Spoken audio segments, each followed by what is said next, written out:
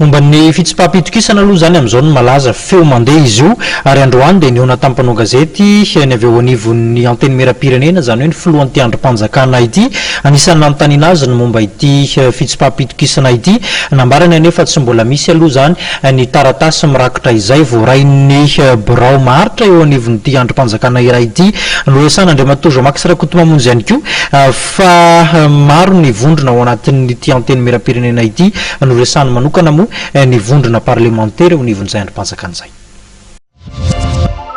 Amin'ny fotoana sy ora zay tenenantsika zao dia tsy misy an'izany resaka motion de censure zany ato amin'ny anteny mera-pirenena dia mazava ho azy fa mbola tsy naharay an'izany ny bureau maharitra anteny mera-pirenena